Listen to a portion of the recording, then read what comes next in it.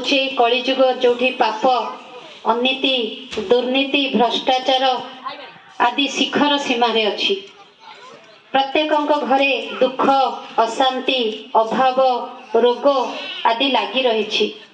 आपण जदि काहाकू पचारे जे तम घरे सुख शांति अच्छी कि समस्ते कहिबे केही भी कहि पूर्ण शांति अच्छी।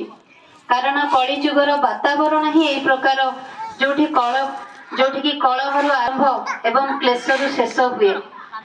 घरे घरे झगड़ा घरे घरे मारपीट हत्या एगुड़ाक बढ़ी बढ़ी चली।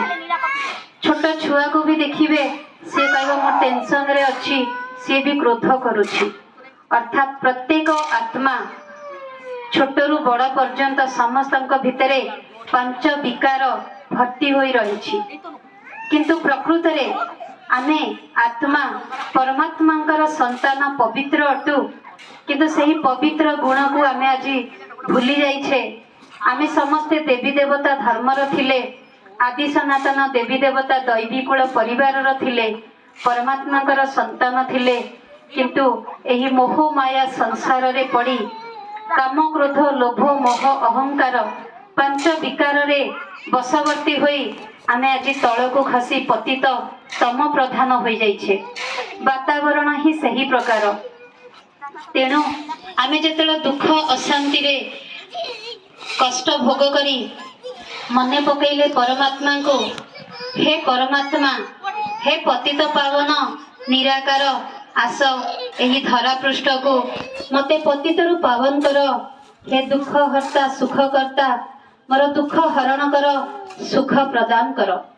तो आमर यही जो करुणा चित्कार परमात्मा पाखरे पहुँचला एवं जेहेतु सी करुणार सागर दयार सागर क्षमार सागर आम समस्त कलुष कालिमा को भूली आम उपरे दया करी सेही शिव पिता एही धरा पृष्ठ रे अवतरण करि सारिलेनी। केवल अवतरण करि नाहंती आज को प्राय 90 वर्ष हला ए धरा पृष्ठ रे अवतरण करी एबे फेरिबा समय मध्य होई गलानी। तेणु धरा पृष्ठ को तो परमात्मा अवतरण कले हेले आसी करूचंती कोन ना एई जो कलिजुग नरक दुनिया चली आकु परिवर्तन करी आम समस्त को पतितरु पावन करी सत प्रधान करी गोटे सुंदर नुआ दुनिया स्वर्णिम दुनिया जहाँ स्वर्ग हेवेन पाराडाइज आदि आदि नाम रे नामित करा जाइछि। से प्रकार गोटे नुआ दुनिया सत्य जुग तैयारी करुछंती जोठी कि श्री राधा श्री कृष्ण आसीबे एवं लक्ष्मी नारायण कर राजुति हेबो। जोठी घरे घरे ताला चाबी पड़ु नथिबो सदा बसंत ऋतु थिबो समस्तंक भितरे स्नेह सौहार्द्य थिबो परस्पर प्रति सम्मान थिबो। से प्रकार एक सुंदर दुनिया परमात्मा तैयारी करुछंती जोठी कि आमे ही जीवा। तेणु आम भितरे दैवी गुण धारण कराई आमको सद ज्ञान सत्य गीता ज्ञान प्रदान करी एवं राजयोगर अभ्यास कराई आम समस्त को मनुष्य देवता करुचंती। तेणु हे मोर प्रिय भाई और भौणी आखि थाई मध्य आमे अंध होई चलीछे कान थाई मध्य आमे न शुणिला भली चलीछे।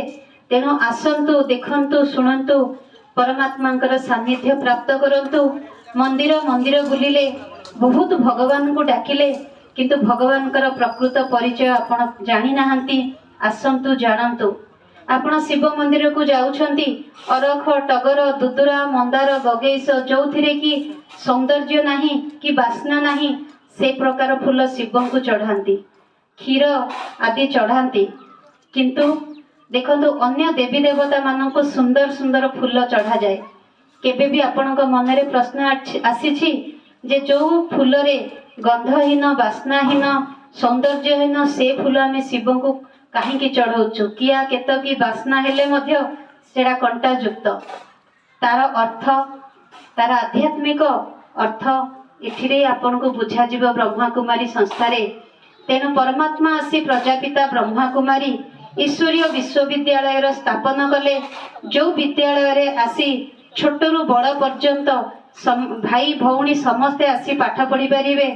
जो माने पाठ पढ़ी थांतु जो माने पाठ पढ़ी न थांतु गृहस्थरे रुहतु कुमार थांतु विवाहित होतन समस्ते आसी एठी पाठ पढ़ी पारिबे जो पाठ आमको मनुष्य रु देवता करेइबो।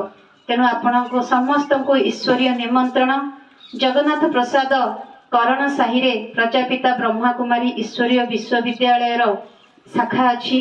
आपण माने सेठी को आसंतु आसी आपणकर जीवन को हीरा तुल्य बनांतु एवं परिवार रे सुख शांति आनी साधारण परिवार रु स्वर्ग समान परिवार को बनांतु। ओम शांति।